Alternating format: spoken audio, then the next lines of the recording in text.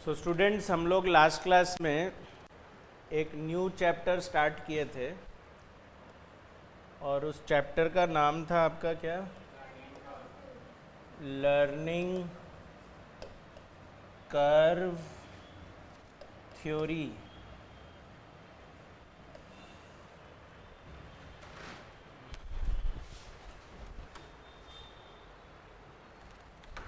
तो learning curve theory में मैंने आपको ये समझाया था कि अगर कोई चीज़ हम पहली बार करेंगे तो उसमें टाइम ज़्यादा लगता है, और जब उसी काम को दूसरी बार फिर करेंगे तो टाइम कम लगेगा।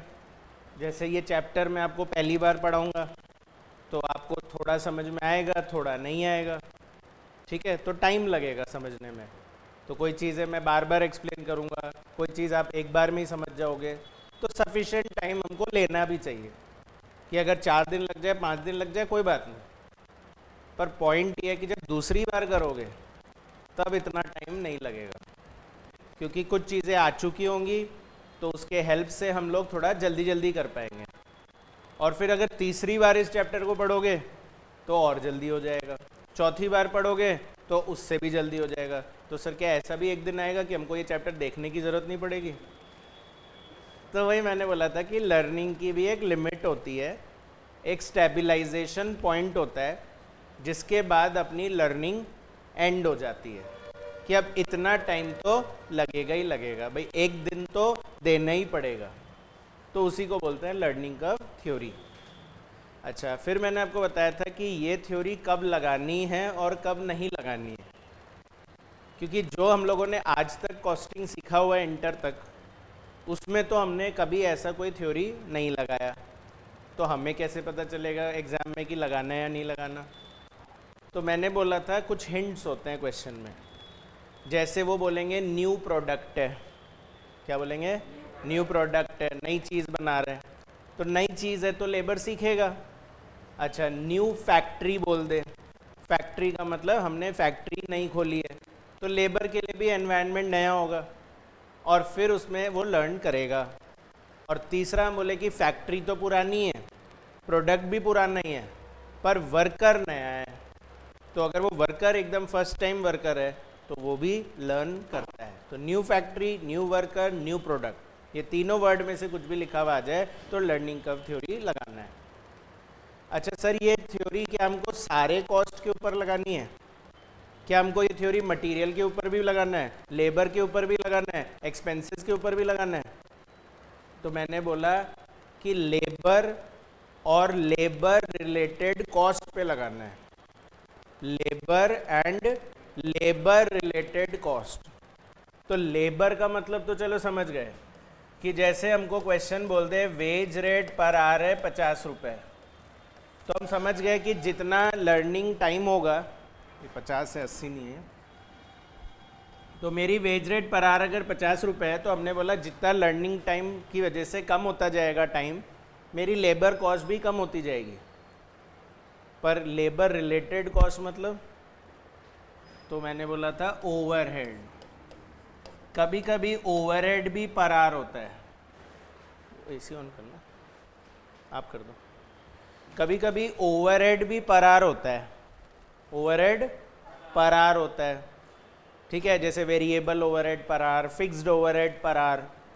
तो अगर आपको ये ओवरहेड पर आवर दे देना तो उसमें भी आपको लर्निंग लगानी है, मतलब जो भी आर बेसिस पे लगेंगे उन सब जगह पे लर्निंग लगाना है।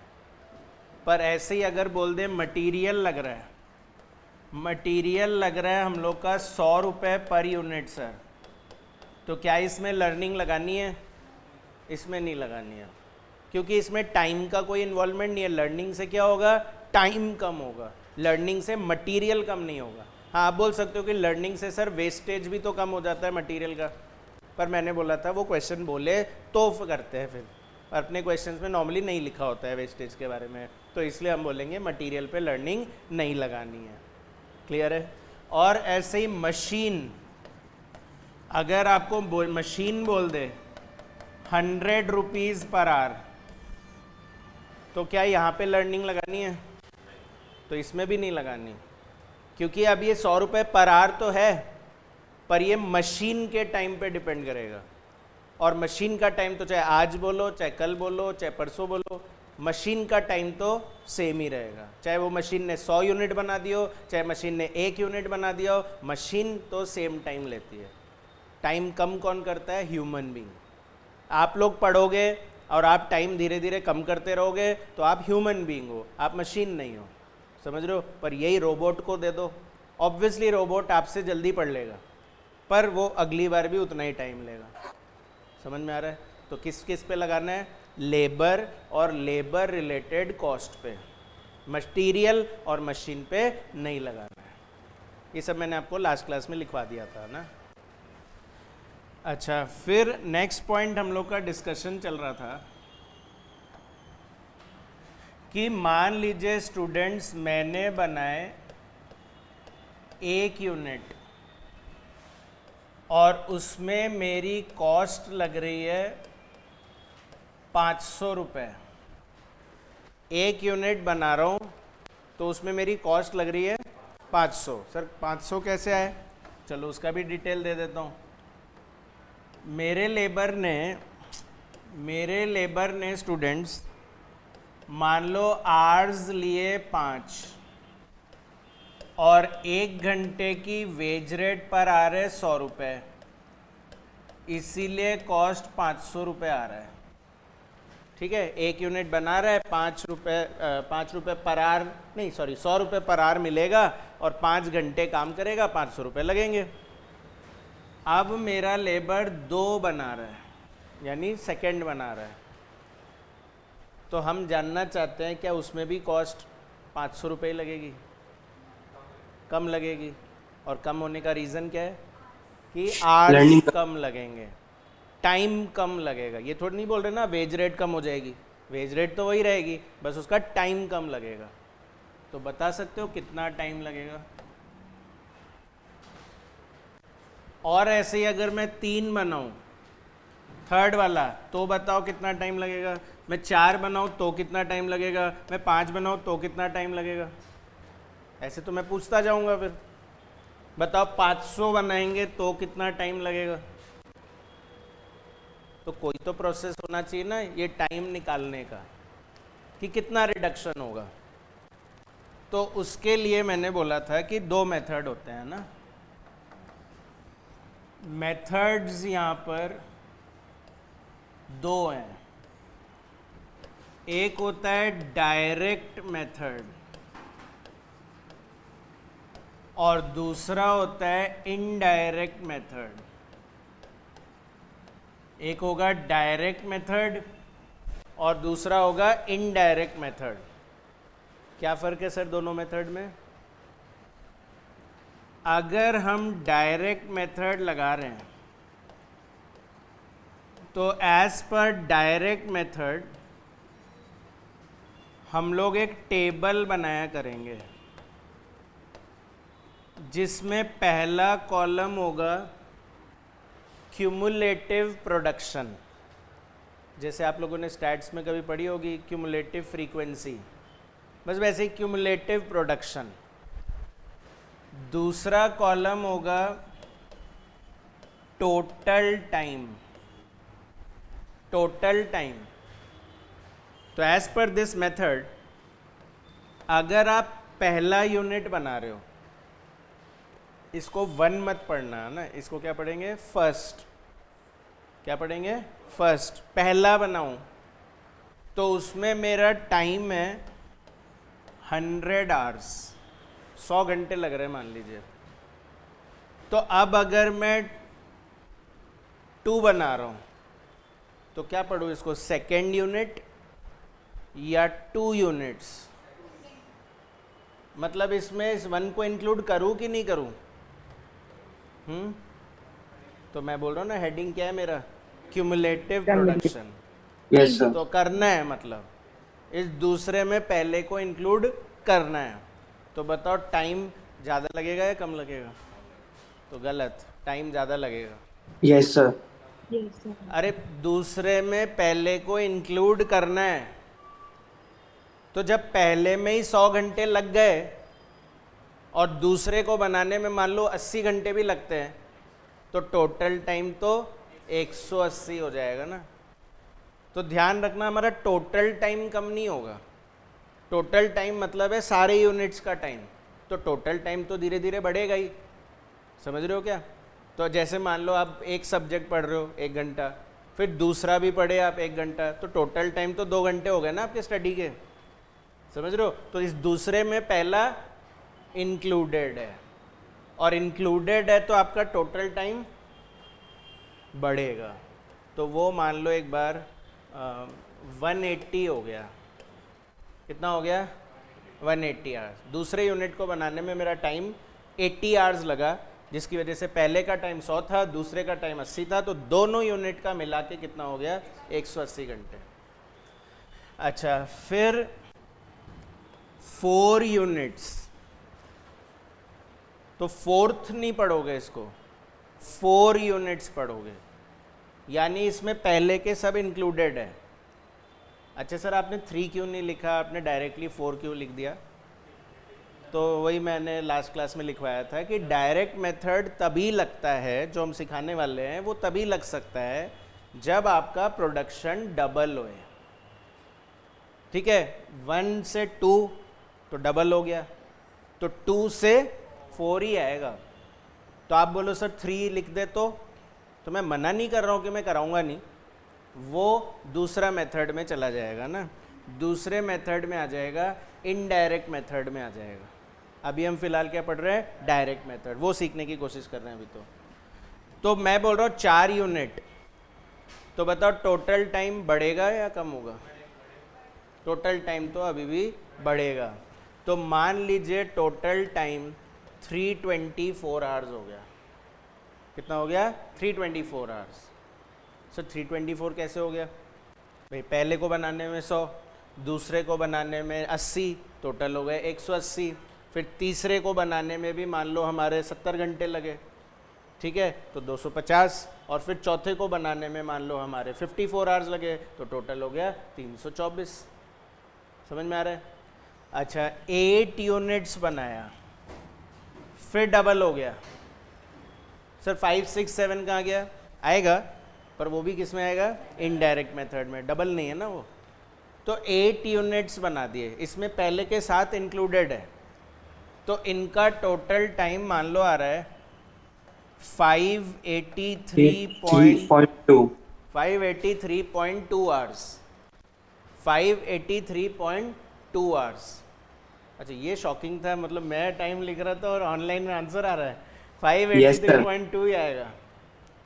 तो मतलब उस स्टूडेंट ने, क्या नाम है आपका, मैं पढ़ लूँ एक बार? सर चिरायु। हाँ, तो चिरायु ने कोई फॉर्मूला लगाया इसमें, और उससे उसने वो आंसर दे दिया 583.2। तो वही प्रोसेस आपको सिखाना है कि ये कैसे निकल रहा है।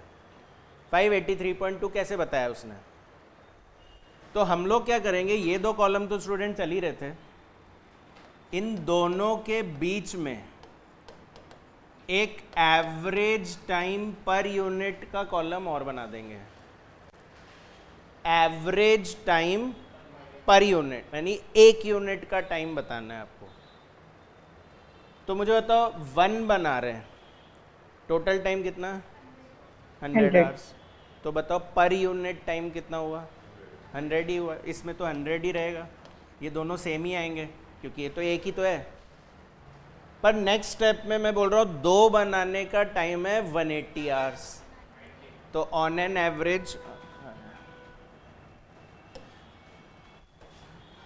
एवरेज हमारे 1 यूनिट का टाइम कितना हो गया? 90 आवर्स। 90 आवर्स हो गया। अच्छा, 4 यूनिट्स बना रहे तो 324 आवर्स लग रहा है। तो बताओ ऑन एन एवरेज कितना टाइम हुआ? 81 आवर्स आ रहा है। और ऐसे 8 बनाऊं तो उसमें 583.2 आवर्स लग रहा है। तो ऑन एन एवरेज कितना टाइम हो रहा है? 72.9 आवर्स। कितना आ रहा है? 72.9 आवर्स। डेसिमल लेना है, उसको इग्नोर नहीं करना है, ठीक है, क्योंकि जो बात हम सिखाना चाह रहे हैं वो तभी अप्लाई होगी जब डेसिमल में टाइम को काउंट करना है। टाइम तो डेसिमल में वैसे भी हो ही सकता है, यूनिट्स बोले तो डेसिमल में नहीं हो सकता। हाँ, पहले का टाइम हमेशा गिवन होगा आपको, फर्स्ट का तो टाइम दे देंगे, बाकियों का ही पूछेंगे आपसे कि 4 बनाने में कितना, 8 बनाने में कितना, 7 बनाने में कितना, वही हम लोग सीख रहे हैं। पहले का तो हमेशा देगा। और क्योंकि आपने पहले की बात कर ही ली है तो मैं आपको एक और चीज़ सिखा दूँ। ये जो पहले यूनिट बनाने का टाइम है ना, इसको हम लोग आगे से सिंबल देंगे ए। क्या सिंबल देंगे? ए, स्मॉल ए। और ये जो क्यूमुलेटिव प्रोडक्शन है ना, इसको हम सिंबल देंगे एक्स। क्या सिंबल देंगे? एक्स। ये जो टोटल टाइम है इसको हम सिंबल देंगे टी, कैपिटल टी। मतलब हर बार आपको टोटल टाइम लिखने की ज़रूरत नहीं, आप टी भी लिख सकते हो। और एवरेज टाइम को सिंबल देंगे वाई। तो बेसिकली फॉर्मूला इस तरह से चल रहा था, x into y equal to t, x into y equal to t. अच्छा, ये हमने एवरेज टाइम क्यों निकाला? क्योंकि हम आपको कुछ शो करना चाह रहे हैं। क्या आपको लग रहा है कि ये जो एवरेज टाइम है ये एक कांस्टेंट प्रपोर्शन में रिड्यूस हो रहा है? 10% से, हाँ सर। है ना। 100 से 90 हो रहा है तो 10% कम हुआ। 90 से 81 हुआ, 10% कम हुआ। 81 से 72.9 हुआ, फिर 10% कम हो रहा है। हर बार 10% ही कम हो रहा है, हर बार 10% ही कम हो रहा है। तो बेसिकली हम बोलेंगे जो हमारा डबल हो रहा है ना, जब हमारा प्रोडक्शन डबल हो रहा है तो हमारा एवरेज टाइम पिछले बार का 90% हो रहा है। हमारा एवरेज टाइम पिछली बार के एवरेज टाइम का 90%, 10% कम होना मतलब पिछले का 90% करना। तो ये जो 90% निकल के आ रहा है ना यहाँ पर हर बार, कि हर बार 90% कर रहे हैं सर हम लोग, इसी को इस चैप्टर में ये लोग बोलते हैं लर्निंग रेशियो। इस 90% को ही बोला जाता है यहाँ पर लर्निंग रेशियो, कि लर्निंग की स्पीड क्या है। तो अगर हम बोल रहे हैं लर्निंग रेशियो इज 90%, तो मतलब हम बोल रहे हैं जब जब मेरा प्रोडक्शन डबल होगा तो मेरा एवरेज टाइम 10% कम होता जाएगा। फिर ऐसे ही बोले लर्निंग रेशियो 80%, तो हम बोलेंगे जब जब प्रोडक्शन डबल होगा मेरा एवरेज टाइम 20% कम होता जाएगा। तो वैसे क्या लग रहा है आप लोग को, ये समझा आपने लर्निंग रेशियो? तो इसमें फास्टर लर्निंग किसको बोलोगे? जब लर्निंग रेशियो 90% होगा तब, या जब लर्निंग रेशियो 80% होगा तब? 80। जितना रेशियो कम होगा मतलब उतना ज़्यादा फॉल आ रहा है, तो वो फास्टर लर्निंग शो करेगा। तो मतलब अगर 50% लर्निंग रेशियो तो वो तो और ज़्यादा अच्छा, 70% लर्निंग रेशियो वो थोड़ा कम अच्छा। तो नॉर्मली 80 और 90 क्वेश्चन में देते हैं वो लोग, ऐसा नहीं होता कि 50% ही हो गया, इतना भी क्या सीख लिया, ठीक है ना। तो इसलिए लर्निंग रेशियो नॉर्मली 90 और 80 के बीच में ही चल रहा होता है। तो समझ में तो आया क्या लर्निंग रेशियो होता क्या है? कि हम जब जब प्रोडक्शन डबल करेंगे हमारा एवरेज टाइम एक कांस्टेंट प्रपोर्शन से क्या हो रहा है? रिड्यूस हो रहा है। तो अब अगर मैं पूछूं कि बताओ अगर मैं 16 यूनिट्स बनाऊंगा तो उसमें टाइम कितना? तो हम क्या करेंगे? अच्छा, फिर डबल कर दिया तो एवरेज टाइम का 90% कर दो। तो 72.9 का 90% करेंगे, 65.61 आता है शायद, है ना। तो 65.61 को 16 यूनिट से मल्टीप्लाई कर दूंगा तो इससे मेरा टोटल टाइम आ जाएगा 1049.56 आ जाएगा। 76 हाँ ठीक है, 56 और 76 में कोई ऐसा इशू नहीं है। 1049.76, ठीक है। ऐसे फिर 32 पूछूंगा तो फिर वही रूल लगा देना, 64 पूछूंगा फिर वही रूल लगा देना। पर अगर 63 पूछ लिए तो मैं बोलूँगा फिर ऐसे नहीं करेंगे, फिर कोई और तरीका सिखाएंगे आपको, इनडायरेक्ट मेथड बोलते हैं उसको। समझ में आई क्या बात? तो एक बार पढ़ लीजिए जो मैंने डायरेक्ट मेथड लिखवाया था आप लोग को लास्ट क्लास में। नोट्स नहीं लिखा क्या? कल वाली अटेंड नहीं करी है? चलो जल्दी एक बार, आपने भी नहीं लिखा हुआ होगा। हाँ पढ़ लिया था। अच्छा, तो डायरेक्ट मेथड में हम ये बोल रहे थे कि whenever the production increases and becomes double of the previous production, then the average time will reduce by a constant proportion which total लिखवा दिया था क्या? एवरेज कर लो उसको। then the average time will reduce by a constant proportion and which is called as क्या? learning ratio। ठीक है, और फिर इनडायरेक्ट पढ़ो एक बार। and the production increases but does not become double of the previous, तो फिर हम एक फॉर्मूला लगाएंगे और वो फॉर्मूला है y। तो y मतलब समझ गए, y किसको बोलते हैं? Average time. a मतलब फर्स्ट यूनिट का टाइम, और x मतलब क्यूमुलेटिव प्रोडक्शन, और b मतलब समझाऊंगा जब इनडायरेक्ट मेथड पढ़ाऊंगा। बाकी y, x और a क्लियर है। ठीक है, एक काम करो, इसको कॉपी कर लो आप लोग, एग्जाम्पल के जैसे कॉपी कर लो। 8 यूनिट्स तक सफिशेंट है।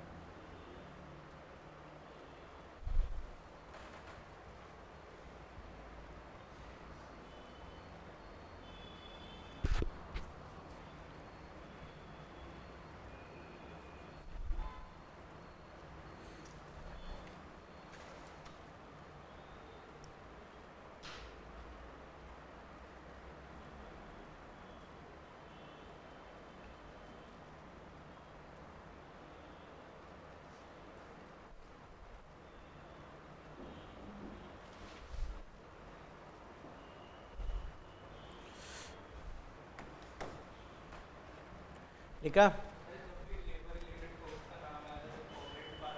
हाँ ओवरहेड पर आवर लिखा हुआ होगा वहाँ पर। जैसे वो बोल दे कि variable overhead 10 rupees per hour, fixed overhead 5 rupees per hour, तो हम समझ जाएंगे कि वो लेबर रिलेटेड कॉस्ट बोल रहा है। लिखो एक एग्जांपल लिखो, एक और लिखो, मतलब आप लोग करके बताना। Time taken to produce first unit, time taken to produce first unit is 100 hours. Time taken to produce first unit is 100 hours. फिर नेक्स्ट लाइन में लिखो लर्निंग रेशियो इक्वल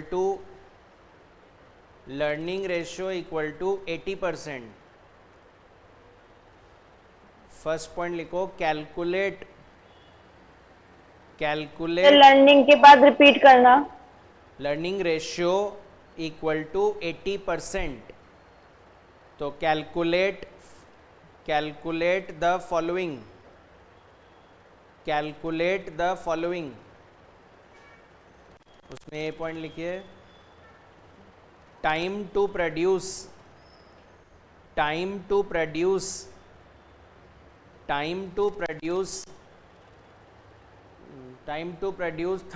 यूनिट्स, और नेक्स्ट पॉइंट लिखो बी, टाइम टू प्रोड्यूस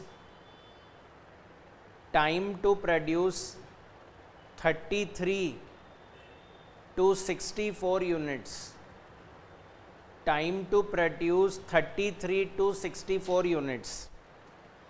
और second point लिखो, पहला point हो गया कैलकुलेट द फॉलोइंग, और सेकंड पॉइंट लिखो calculate the labour cost, calculate the labor cost in each of the above case, calculate the labor cost in each of the above case, calculate the labor cost in each of the above case when wage rate per hour, when wage rate per hour is rupees, when wage rate per hour is rupees 20.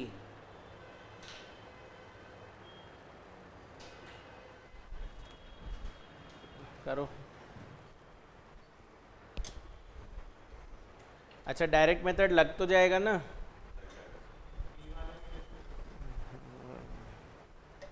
यही तो example है, try तो करो। Yes sir, लग जाएगा। लग जाएगा।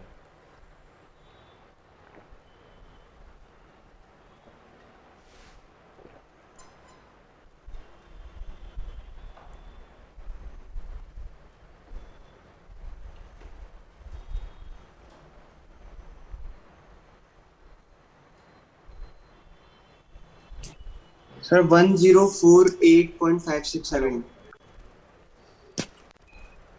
हाँ ले लो।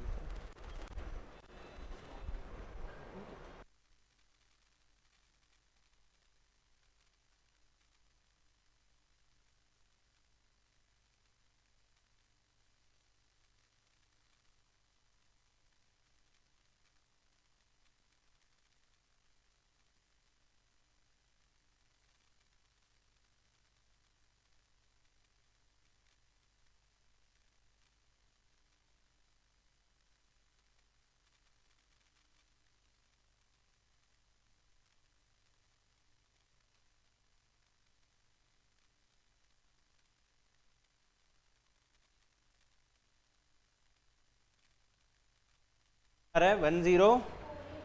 सर 1048.576। ठीक है ठीक है। एंड सर सेकंड का आ रहा है 1677.72। नहीं सर, 629.1476 आएगा। Yes sir, 629.1456। सॉरी।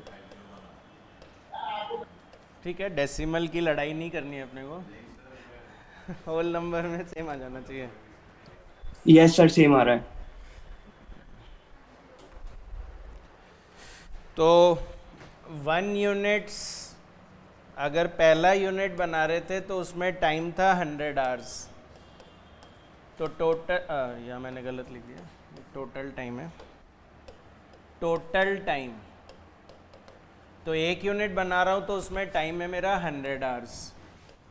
2 यूनिट्स बनाओ तो एवरेज टाइम कितना, 80 आवर्स, तो टोटल टाइम 160। 4 बनाऊंगा तो 64, तो टोटल आया होगा 256। फिर 8 बना रहे थे तो 51.2 और इंटू 8 किया तो 409.6। फिर 16 किया तो 40.96 और इंटू 16 किया तो 655.36 और फिर डबल कर दिया 40.96 इंटू 0.8 तो 32.77 और इंटू 32 तो 1048.58 और 64 में 32.77 इंटू 0.8 तो 26.22 और इंटू 64 1677.8 हाँ 72 64 1678.08 है शायद।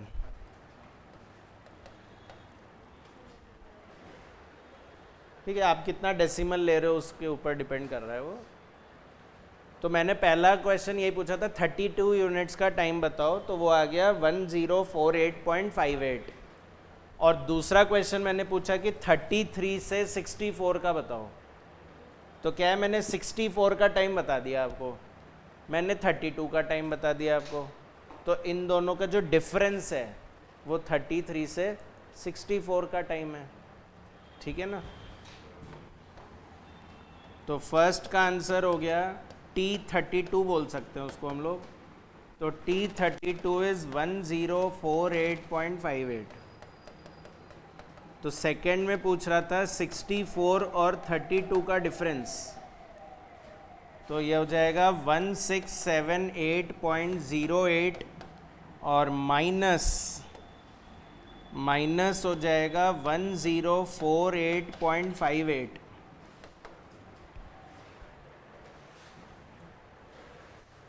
Six 9.5 hours. और फाइनली इससे मेरी लेबर कॉस्ट आ जाएगी दोनों केस में। तो कितना बताया था मैंने वेज रेट पर आवर? 20। तो Yes, sir. 1048.58 इंटू 20, 20971। 1048.58 इंटू 20, तो 2097 971।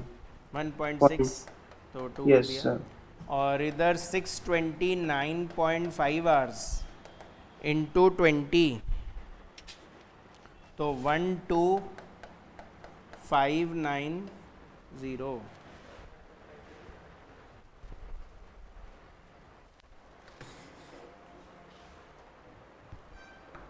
सर ये सेकंड वाला एक बार वापस बताना, टाइम फॉर 33 यूनिट। जैसे मान लीजिए आपको मैं बोलूँ पहले यूनिट का टाइम है 100 घंटे और दूसरे का हमने टाइम बोला कि 160 घंटे। ठीक है, 1 पे लिखा है 100, 2 पे लिखा है 160। Yes sir. तो अगर मैं बोलूँ सेकंड को बनाने में कितना टाइम लगा, तो क्या बोलोगे? 60 आवर्स। 60 आवर्स, दोनों का डिफरेंस कर दोगे ना? Yes sir. तो ऐसे ही मैं बोल रहा हूँ 32 का आवर्स है 1048.58 और 64 के आवर्स है 1678। तो इधर 1000 घंटे लग रहे हैं, इधर 1600 घंटे लग रहे हैं। तो 600 घंटे कितने यूनिट बनाने का टाइम हो गया? 33 यूनिट का। 33 का थोड़ी हुआ वो, 33 मतलब से लेके 33 से लेके 63 तक का। 64 तक का। तो वो 64 और 32 का डिफरेंस हो गया ना। Okay sir, thank you sir. Labour cost show करना एक 33 बार। से 63 भी हो जाएगा, पर फिर वो इनडायरेक्ट मेथड से होगा ना। अभी डायरेक्ट मेथड कर रहे हैं हम लोग। अच्छा, मैंने ना 2 क्वेश्चन भेजे हैं आपको भी ग्रुप पे, वो निकालिए। 2 क्वेश्चन भेजे हैं, व्हाट्सएप में भी नहीं हुआ, ग्रुप में ऐड नहीं किया आपको, तो ऐड करवाना सर को। अरे कल ही की थी, आप भी नहीं हो? आप हो, दे देना इनको फोन।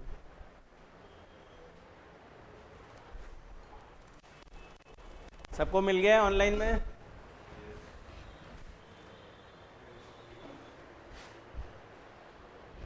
एक इलस्ट्रेशन 2 भेजा है और एक इलस्ट्रेशन 4 भेजा है। ये स्टडी मटेरियल के क्वेश्चन है, जो अभी स्टडी मटेरियल ऑलरेडी इशूड है इंस्टीट्यूट का, उससे करा रहा हूँ अभी। बाकी नए स्टडी मटेरियल में क्या आता है वो तो जब आएगा तब पता चलेगा। हाँ हाँ, सिलेबस आ गया बस खाली, पर क्या चैप्टर है, क्या क्वेश्चन है, वो नहीं आया अभी तक। The learning curve as a management accounting has now become or going to become an acceptable tool in industry। तो बोल रहा है ये बहुत पॉपुलर कंसेप्ट बन गया है और इंडस्ट्री इसको या तो यूज़ कर रहा है या करने ही वाला है। For its applications are almost unlimited. ये हर एरिया में लग सकता है, मतलब आपने जितनी भी कॉस्टिंग पढ़ी है इंटर में, सब जगह लर्निंग कर्व लग सकता था, क्योंकि जहाँ जहाँ लेबर लिखा था वहाँ वहाँ लर्निंग कर्व लग सकता था। तो आपने चाहे स्टैंडर्ड कॉस्टिंग किया हो, चाहे आपने किसी प्रोडक्ट की प्राइस निकाली हो, चाहे आपने बजटरी कंट्रोल किया हो, मार्जिनल कॉस्टिंग लगाई हो, सब जगह लग सकता है ये। When it is used correctly, it can lead to increase business and higher profits। तो बताओ, ठीक है अपन लर्निंग सीख रहे हैं, इससे प्रॉफिट कैसे बढ़ेगा? तो कॉस्ट कम हो रही है ना, टाइम कम होने से क्या हो रहा है? कॉस्ट कम हो रही है, और कॉस्ट कम होगी तो प्रॉफिट बढ़ेगा.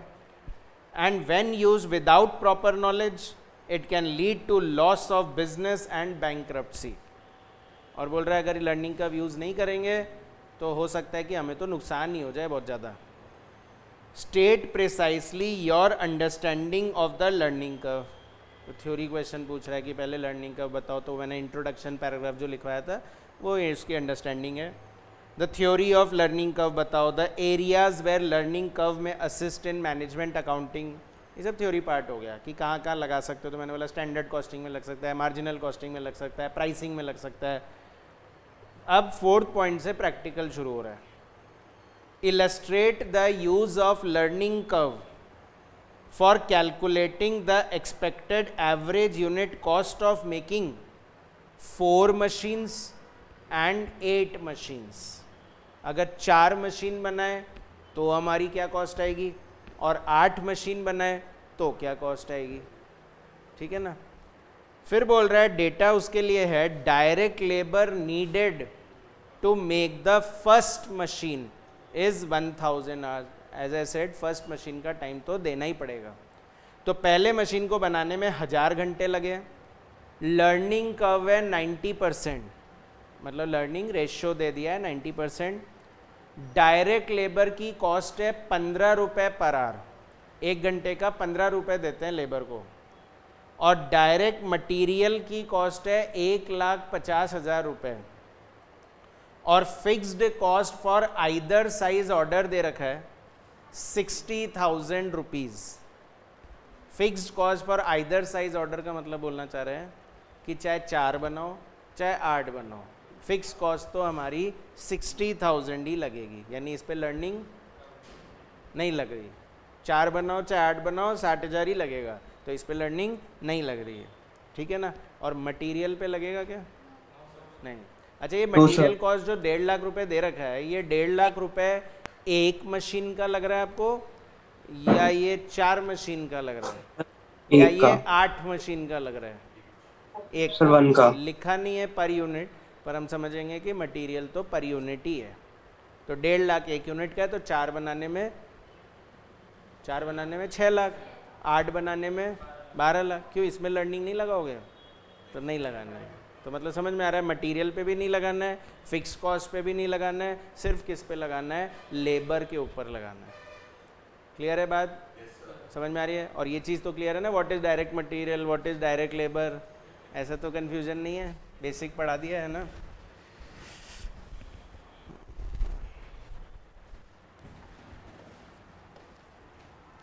तो करके देखते हैं इसको.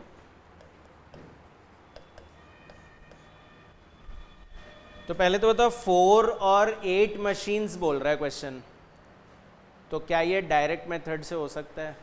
Yes sir. 4 8 तो डबल में आता ही है. तो हम लोग डायरेक्ट मेथड से पहले अपना टाइम निकाल लेते हैं.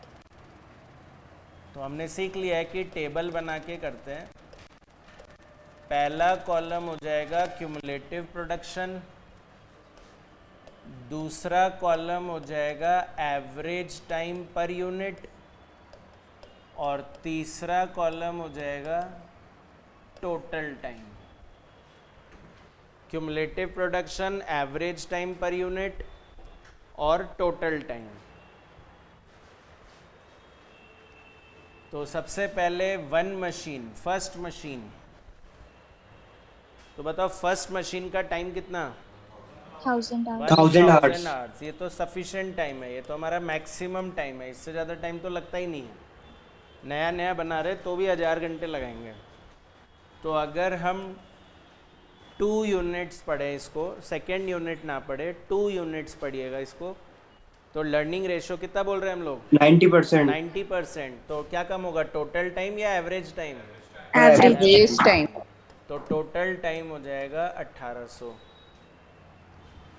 फिर ऐसे ही 4 मशीन बनाए, अगेन डबल करेंगे, सीधे 3 नहीं लिखेंगे, Yes, सीधे sir. 4 लिखेंगे. तो 900 का 90%, 810. 810. 810. तो टोटल टाइम 3240. और ऐसे 8 यूनिट्स का टाइम तो 729. तो टोटल हो जाएगा 5832. एक्चुअली वही एग्जांपल है जो मैंने आपको फर्स्ट करवाया था, बस उसमें मैंने 100 घंटे से शुरू किया था, तो वो 583.2 लग गया था उसके आगे, ठीक है। ये 1000 से शुरू हुआ तो 5832 आ गया। तो ये क्या आया, ये कॉस्ट आई या टाइम आया? टाइम, आवर्स है ये तो, है ना। अब तो कॉस्ट निकालेंगे, तो एक स्टेटमेंट ऑफ कॉस्ट बनाएंगे। तो लास्ट क्लास में आपको सिखाया था एक चीज़ कि अगर क्वेश्चन कॉस्ट बोले तो आप लोग कॉस्ट शीट बनाएंगे, और अगर क्वेश्चन प्रॉफिट बोले तो फिर आप मार्जिनल कॉस्टिंग लगाएंगे, that is sales minus variable cost contribution minus fix cost profit. तो क्वेश्चन क्या पूछ रहा है, प्रॉफिट पूछ रहा है क्या, कॉस्ट, तो इसलिए हम लोग कॉस्ट शीट का फॉर्मेट फॉलो करेंगे। एज पर कॉस्ट शीट सबसे पहला आइटम क्या होता है, डायरेक्ट मटेरियल, दूसरा आइटम क्या होता है, डायरेक्ट लेबर, और तीसरा आइटम क्या होता है, और उससे आ जाती है क्या, और प्राइम कॉस्ट में फिर ऐड क्या करते हैं, ओवरहेड्स, तो उससे फिर कॉस्ट आ जाएगी। एडमिनिस्ट्रेशन, सेलिंग वगैरह क्वेश्चन में ही नहीं है अपने। तो क्वेश्चन मुझसे 4 मशीन और 8 मशीन की कॉस्ट पूछ रहा है, 4 मशीन्स एंड 8 मशीन्स। तो सबसे पहले डायरेक्ट मटेरियल, तो डायरेक्ट मटेरियल आ जाएगा, 4 मशीन बनाएंगे तो 1.5 लाख इंटू 4 यानी 6 लाख रुपए लगेगा। तो बस 8 बनाएंगे तो भी 6 लाख लगेगा, और क्या, हाँ क्यों नहीं लगेगा ऐसा, हाँ, यानी वेरिएबल कॉस्ट है। आंसर इज क्या कि ये वेरिएबल कॉस्ट है, और variable cost changes with the change in volume, it changes in same proportion to change in volume. तो अगर आप 4 का 8 कर रहे हो, डबल कर रहे हो, तो वेरिएबल कॉस्ट भी डबल हो जाएगा सीधे। तो कितना हो जाएगा, 12 लाख, 12 लाख। फिर उसके बाद प्लस करेंगे इसमें डायरेक्ट वेजेस, तो डायरेक्ट वेजेस इसमें ऐड करेंगे। तो डायरेक्ट वेजेस कितना, तो हमने टाइम निकाल लिया है, 4 मशीन बनाने में कितना टाइम लगता है, 3240 आवर्स, और 1 घंटे की रेट है 15 रुपये पर आवर। 15 ही बोला है ना क्वेश्चन ने, चेक करो एक बार, लेबर की रेट 15 रुपये पर आवर। तो 3240 इंटू 15 48600 48600। और ऐसे ही अगर 8 मशीन्स बनाएंगे, नहीं डबल करो ना, डबल हो रहे हैं, डबल करोगे ना, नहीं डबल नहीं करूं, तो जब तक लर्निंग कर्व थ्योरी नहीं पढ़ते थे तब तक डबल करते थे, पर लर्निंग कर्व थ्योरी ने यही तो सिखाया कि 4 को बनाने में अगर आपके 3240 घंटे लग रहे हैं, तो 8 बनाने में 6480 घंटे नहीं लग रहे हैं, डबल नहीं लग रहा है, तो इसलिए कॉस्ट डबल नहीं होगी। 5832 इंटू 15 87,480। डायरेक्ट एक्सपेंस क्वेश्चन में दिया हुआ नहीं है, तो इनको ऐड करके क्या बोल देंगे, प्राइम कॉस्ट। तो सर प्राइम कॉस्ट शो करना ज़रूरी है क्या, तो ज़रूरी तो नहीं है, पर अगर शो करते हैं तो सामने वाले के ऊपर अच्छा प्रेजेंटेशन पड़ता है कि हाँ इसको आता है कि प्राइम कॉस्ट क्या होता है, समझ रहे हो, मार्क्स जल्दी मिलेंगे आपको। 648,600 और कितना 1287,480, और इसमें ऐड करेंगे अब ओवरहेड, फैक्ट्री ओवरहेड। तो इन्होंने तो सिर्फ फिक्स कॉस्ट के नाम से बोल रखा है उसको, तो ठीक है फिक्स कॉस्ट ऐड कर देंगे। तो 4 मशीन बनाए तो 60,000, 8 बनाए तो भी 60,000, दोनों केस में 60,000। यही तो फिक्स कॉस्ट का मतलब होता है, it remain same at all levels of output. 4 बनाओ चाहे 8 बनाओ, क्या फ़र्क पड़ता है। आप बोलोगे 0 बनाओ तो भी मैं 60,000 ही लिखूँगा। तो फाइनली इससे मेरी टोटल कॉस्ट आएगी इसी को टोटल कॉस्ट बोल देंगे और कुछ है नहीं। तो 708,600 एंड 480. 1347480। एक बार चेक करो, क्वेश्चन हमसे टोटल कॉस्ट पूछ रहा है या पर यूनिट कॉस्ट पूछ रहा है?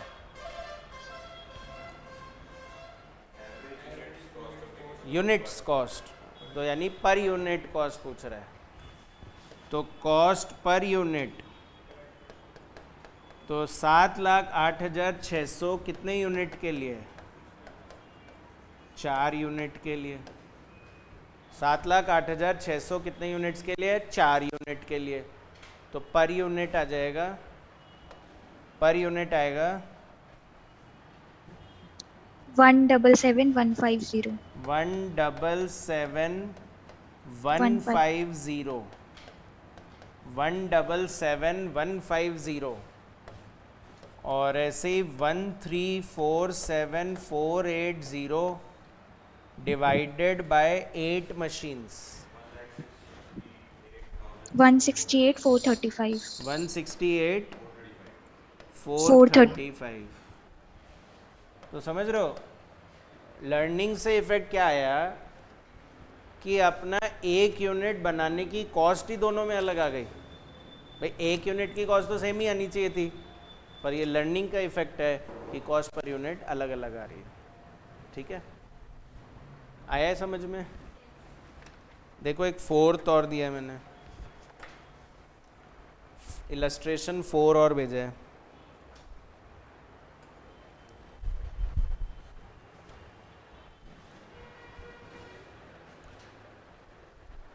बोल रहा है firm received an order, illustration 4, a firm received an order to make and supply 8 units of a product which involves, क्या हुआ, नहीं मिल रहा?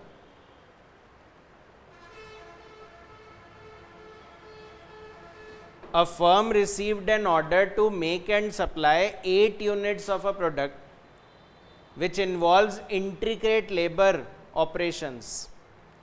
The first unit was made in 10 hours.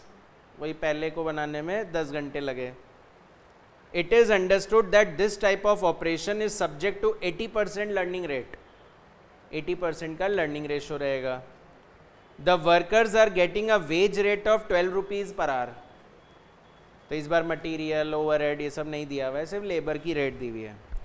What is the total time and labor cost required to execute the above order? कितने units का order था? कितने units का order था? 8 यूनिट्स का। तो बोल रहा है 8 यूनिट्स में कितनी कॉस्ट लगेगी। एंड फिर बोल रहा है if a repeat order, repeat order मतलब सेकेंड ऑर्डर, तो पहले 8 दिया, वो उनको अच्छा लगा तो उन्होंने फिर से ऑर्डर दे दिया और अब की बार सीधे 24 यूनिट का ऑर्डर दे दिया। तो बताओ क्यूमुलेटिव कितने यूनिट्स हो गए? 32। 8 तो पहले ही बना दिया था, फिर 24 का और आ गया, तो क्यूमुलेटिव कितना हो गया? 32। तो क्या 32 भी डायरेक्ट मेथड से हो जाता है? तो is also received from the same customer, what is the cost necessary for the second order. तो पहले फर्स्ट ऑर्डर की कॉस्ट पूछ रहा है, फिर सेकेंड ऑर्डर की कॉस्ट पूछ रहा है। ठीक है, तो उसके लिए पहले हमको क्या करना पड़ेगा? पहले हमको 32 यूनिट्स तक का टाइम निकाल लेना चाहिए। ये बात सबको क्लियर है क्या? 32 कहाँ से आया? 8 यूनिट का पहला ऑर्डर था और 24 यूनिट का दूसरा ऑर्डर है, तो हम लोग क्यूमुलेटिव काउंट करते हैं यूनिट्स को। तो ऐड किया 8 + 24, तो 32 यूनिट्स हो गया। तो अगेन सबसे पहले क्यूमुलेटिव प्रोडक्शन,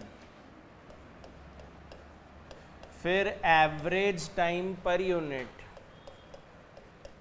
और लास्ट में टोटल टाइम। सिंबल पूछूं तो क्यूमुलेटिव प्रोडक्शन का सिंबल क्या था? x, एवरेज टाइम का y और टोटल टाइम का t। x × y = t।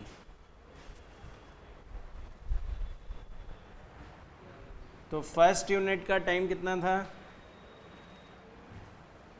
100 hours. 10 hours. तो एवरेज टाइम भी 10 बोल देना। फिर 2 यूनिट्स पढ़ेंगे तो रेशियो इज 80%, तो 80% तो 8 आवर्स हो जाएगा, तो टोटल टाइम 16। फिर 4 यूनिट्स का 6.4, तो 25.6। फिर 8 में कितना 5, 1 2, तो 40.96। तो मेरे पहले पार्ट तो यहीं पे ख़त्म हो जाता है, वो 8 यूनिट का टाइम पूछ रहा था, पर हम आगे कंटिन्यू करेंगे, 16 और 32 भी बताएंगे। तो 16 में कितना आ रहा है 096, तो टोटल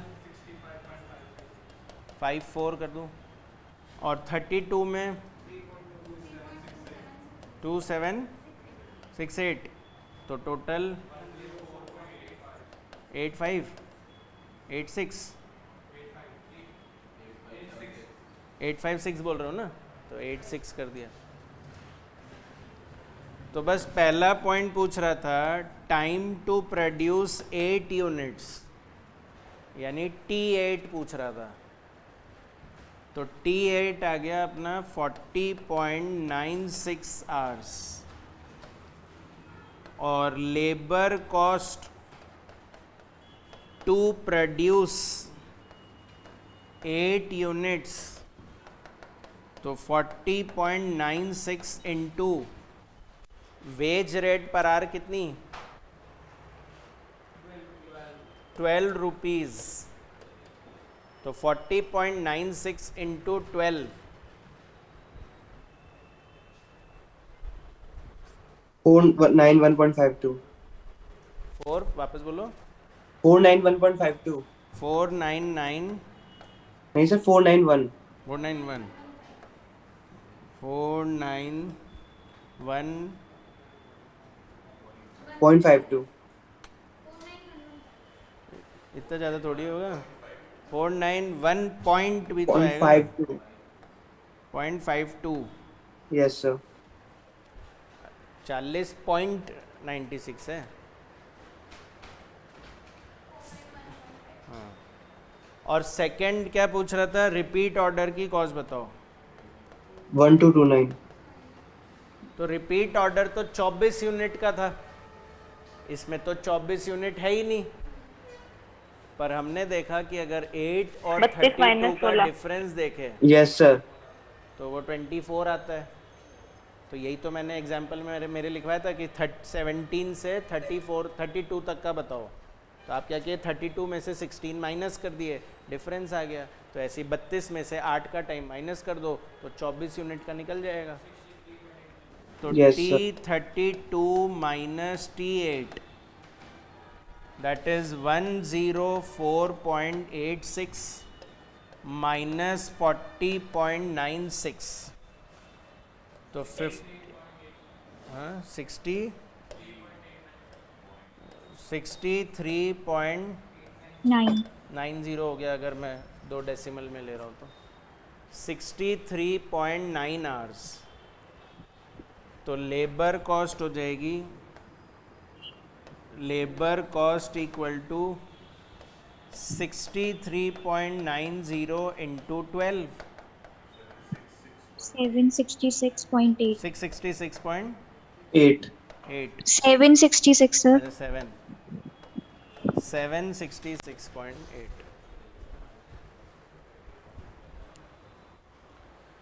ठीक है, समझ में आ रहा है, डायरेक्ट मेथड हैंडल करना आ रहा है। तो क्योंकि अब डायरेक्ट मेथड हम लोग को आ रहा है, तो अब दूसरा सीखने का टाइम आ गया है।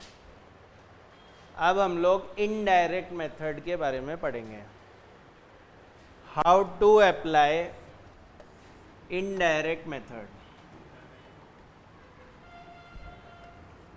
इनडायरेक्ट मेथड सीखते हैं हम। तो अब मैं जो भी बोर्ड पे लिखूँ आप लोग अभी कॉपी मत करना, ठीक है, जब मैं बोलूँ तभी शुरू करना। इनडायरेक्ट मेथड और डायरेक्ट मेथड में फ़र्क क्या है पहले समझा दूँ। हम लोग ये टेबल बना रहे थे, है ना, cumulative production, average time, total time. तो जैसे 1 यूनिट बोल रहे हैं तो टोटल टाइम 100, एवरेज टाइम भी 100। लर्निंग रेशो 80% माने तो दो यूनिट का एवरेज टाइम 80 बोल रहे हैं, तो टोटल टाइम कितना हो जाता है 160। फिर 4 बोल रहे हैं तो इसमें 80% करें तो 64, तो टोटल टाइम हो जाता है 256।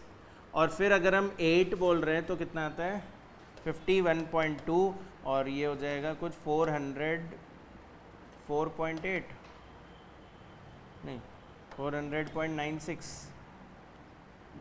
एक बार 51.2 इंटू 8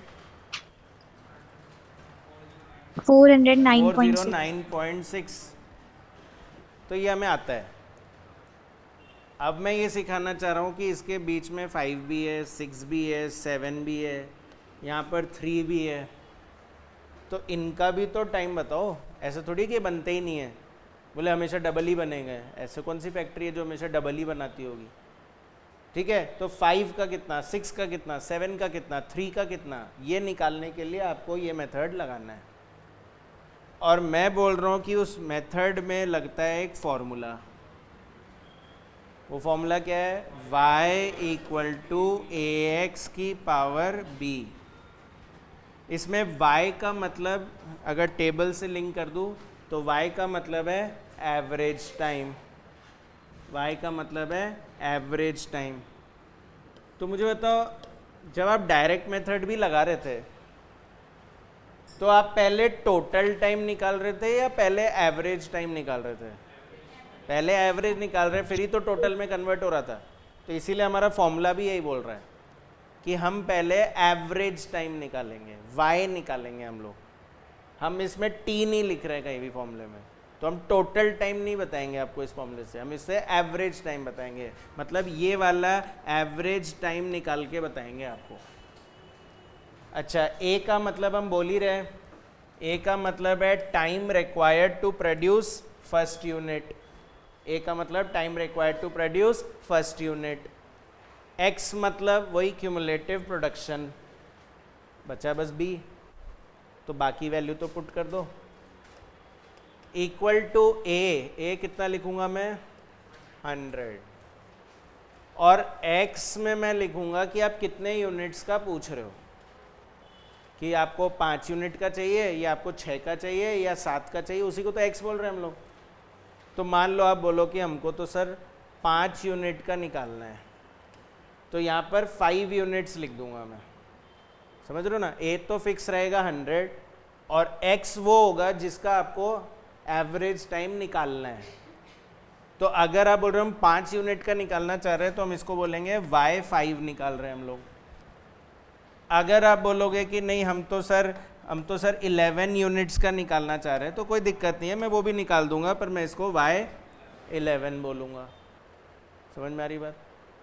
और बचा क्या बस b। What is b sir? b का मतलब है यहाँ पर लर्निंग कोएफिशिएंट। पहले हम यूज कर रहे थे लर्निंग रेशियो, अब हम बोल रहे हैं b का मतलब है लर्निंग कोएफिशिएंट।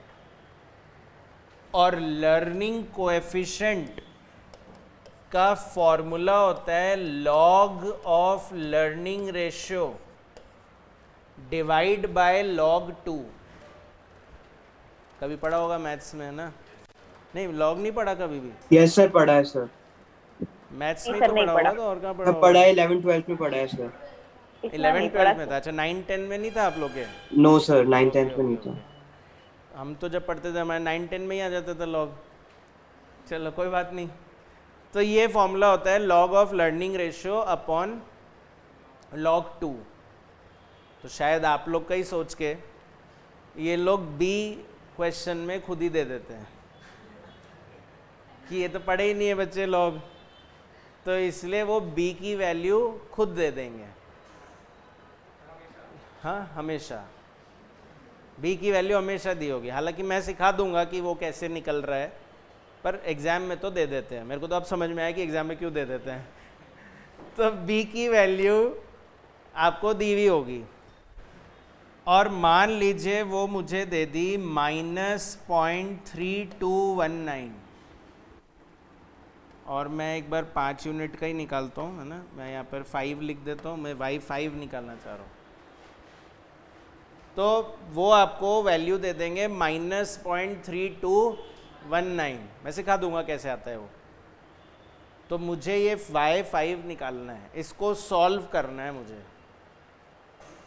कैसे हो सकता है? हाँ, लॉग से ही होगा। फिर आप बोल रहे हो ना लॉग आता नहीं है, फिर कैसे करेंगे लॉग से सॉल्व? सीखा था इंटर में। नहीं, बिना Both लॉग के side नहीं हो log. सकता ये। ट्रिक होती है, हाँ। ये सॉल्व हो सकता है कैलकुलेटर में। कैसे होता है? देखिए, जो 100 इंटू 5 की पावर -0.3219 है ना, इसको आप 100 डिवाइड बाय 5 की पावर 0.3219 कर दो। मतलब सबसे पहले तो वो माइनस साइन हटाओ।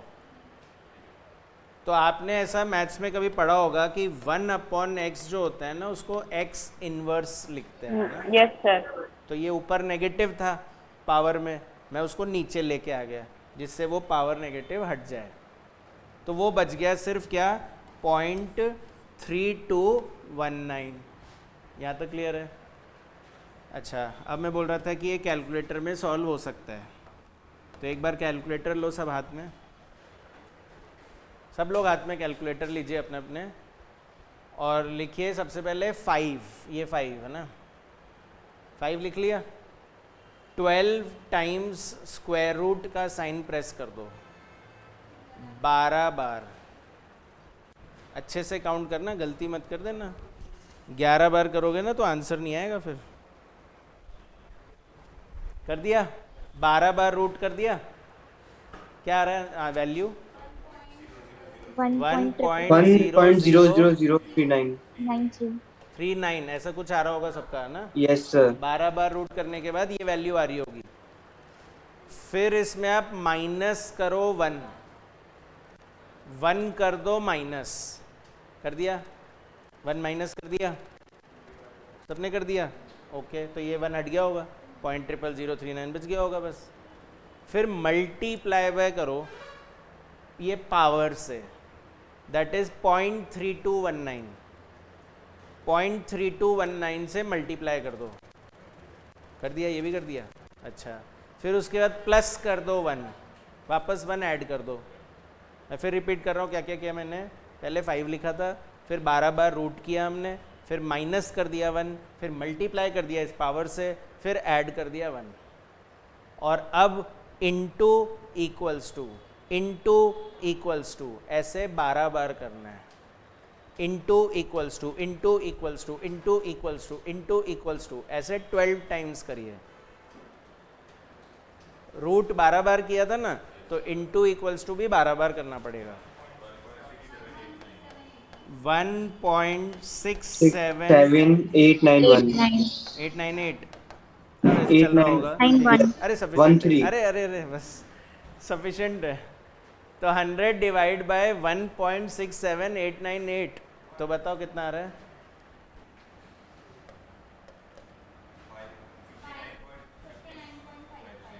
59.56।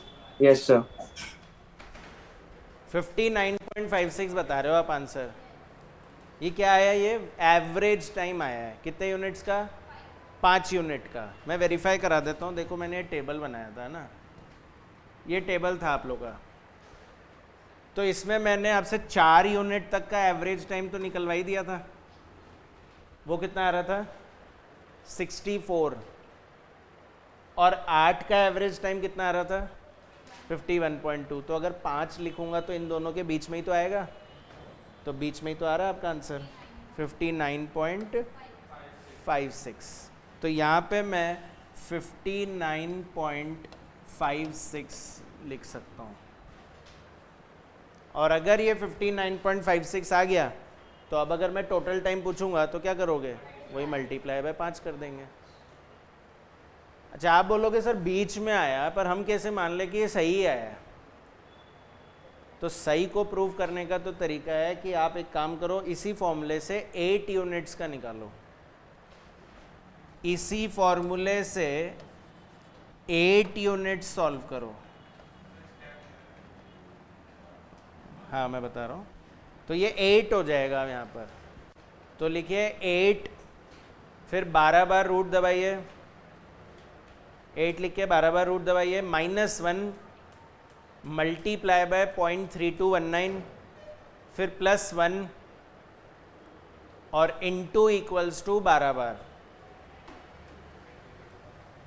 सर +1 भी करना है? हाँ +1 भी करना होता है ना। अरे ये क्या, मैं लिख देता हूँ, रुको, ऐसे मैंने बोला था बाद में लिखवा दूंगा सब कुछ। आपको प्रेस करना है रूट फॉर 12 टाइम्स, फिर आपको -1 करना है, फिर आपको मल्टीप्लाई बाय 0.3219 करना है, जो आपकी b की वैल्यू थी, और फिर इसमें ऐड करना है 1, और फिर प्रेस करना है multiply equals to for 12 times. करा सर कितना आया? 51 पॉइंट नहीं, ये कितना है मतलब डिवाइड में? 1.95 1.9532 9532। तो 100 डिवाइड बाय 1.9532 करना, 51.19 51.2 51.19 अप्रोक्सीमेटली 51.2। Yes sir. तो 8 यूनिट्स का एवरेज टाइम आप ही तो बोले थे 51.2 आता है।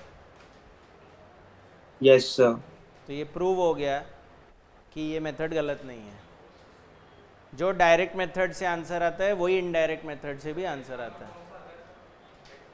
एग्जाम में कौन सा आता है मतलब? अरे 5 बोलेगा तो इनडायरेक्ट ही करना है सर। ज़्यादा का अभी बाद में बताऊंगा, अभी फिलहाल सीखना है ना, वरना आप ध्यान ही नहीं दोगे मेरी बातों पे। तो 8 यूनिट्स बनाने में 51.2 का एवरेज टाइम आ रहा था डायरेक्ट मेथड से भी, इनडायरेक्ट मेथड से भी वही आया। तो इसीलिए हम बोलते हैं जब दोनों से सेम ही आता है तो फिर डायरेक्ट ही लगा लो ना। पर जहाँ पे डायरेक्ट मेथड नहीं दे पा रहा आंसर, वहाँ हम लोग इनडायरेक्ट मेथड लगाते हैं। सबको क्लियर है? अच्छा, आप लोग तो कुछ और बोल रहे थे, लॉग वॉग ले लेना है ना। तो एक्चुअली क्या है, एग्जाम में ये अप्रोच लगा नहीं सकते, कैलकुलेटर में सॉल्व नहीं कर सकते। एग्जाम में वो आपको लॉग की वैल्यू देते हैं और इसीलिए लॉग का अप्रोच लगाना पड़ता है। समझ रहे हो? ये शॉर्टकट था। हाँ, बी की वैल्यू दी हुई होगी और ऐसे लॉग की वैल्यू भी दी हुई होगी, तो इसका मतलब लॉग लगाना है। हमको ये क्वेश्चन कैलकुलेटर में सॉल्व नहीं करना है। 8 की वैल्यू नहीं दी हुई होगी सर, log 8 की वैल्यू दी हुई होगी। सर मैं यहाँ नहीं बोल रहा हूँ, आप यहाँ मुझे log लगाने बोल रहे थे ना, वो वाली वैल्यू दी हुई होगी। जैसे log 100 दे देंगे वो, log 8 दे देंगे वो। तो हमको समझ जाना है कि कैलकुलेटर में नहीं करना है, ठीक है, log लगा के सॉल्व करना है। तो अब log वाला अप्रोच सीखने के लिए पहले मैं आपको थोड़ी लॉग की प्रॉपर्टीज़ याद दिलाता हूँ जो हमारे काम आती है ना। इसको हम बोलते हैं लॉग प्रॉपर्टीज।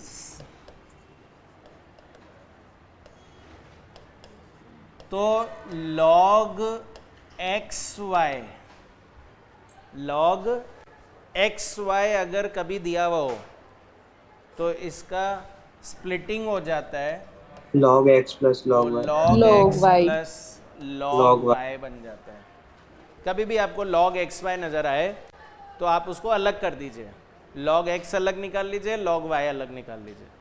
तो जैसे मान लो log 16 आया, सर बुक में तो log 8 और log 2 की वैल्यू दी हुई है, तो मैं बोल रहा हूँ वो log 16 स्प्लिट हो जाएगा। log 16 is 8 into 2। Yes sir. log 16 is 8 into 2, तो एक x बन जाएगा, एक y बन जाएगा, अलग कर देना, log 8 प्लस log 2। ठीक है, अच्छा दूसरा log x upon log y, तो क्या x होगा? Minus log x log y। log x minus log y, और ये गलती 99% स्टूडेंट करते हैं। वो जो log x minus log y बोल रहे हो ना, ये इसका फॉर्मूला नहीं होता है। वो फॉर्मूला होता है log x अपॉन y का। log x upon log y में कोई फॉर्मूला नहीं लगाना है। वो तो log x ऑलरेडी अलग है, log y ऑलरेडी अलग है, तो अब क्या उसको स्प्लिट कर रहे हो? log x अपॉन y को स्प्लिट करते हैं और तब लिखते हैं log x minus log y। ठीक है। तीसरी log की प्रॉपर्टी होती है log x की power y। y log x। हाँ, log x की पावर y। एक में बोल रहे हैं x से y मल्टीप्लाई होगा, एक में बोल रहे हैं x y से डिवाइड होगा, और एक में बोल रहे हैं x के पावर में y होगा। तो फिर इसका फॉर्मूला होता है y log x, यानी ये y आगे आ जाता है और ये बन जाता है y log x। और फिर इसी तरह से फोर्थ होता है log 10 की वैल्यू हमेशा 1 होती है। log 10 is always 1। कभी भी क्वेश्चन में log 10 आ जाए बस डायरेक्ट 1 डाल दो वहाँ। तो log 100 की वैल्यू log 100 की वैल्यू log 10 की वैल्यू 1, तो log 100 की वैल्यू 2। ठीक है। log 10 1, तो log 100 2, तो log 1000 तो 3। ये सब स्टैंडर्ड फिगर्स है, हमेशा यही रहेंगे। ये आप लोग कॉपी कर लीजिए, बाकी सब छोड़ दीजिए जो मैंने लिखा था ऊपर, क्योंकि वो तो करना ही नहीं है एग्जाम में। करना तो ये है। तो log प्रॉपर्टीज के नाम से इसको कॉपी कर लो। तो इसको हम लोग कल सीखेंगे कि log को कैसे यूज़ करना है। कल मैं आपको एक log टेबल भी भेजूंगा, उस log टेबल को फिर हम लोग यूज़ करेंगे। तो मैं आज ही भेज दूंगा, वैसे अगर कर सको तो प्रिंट कर लेना उसका ना।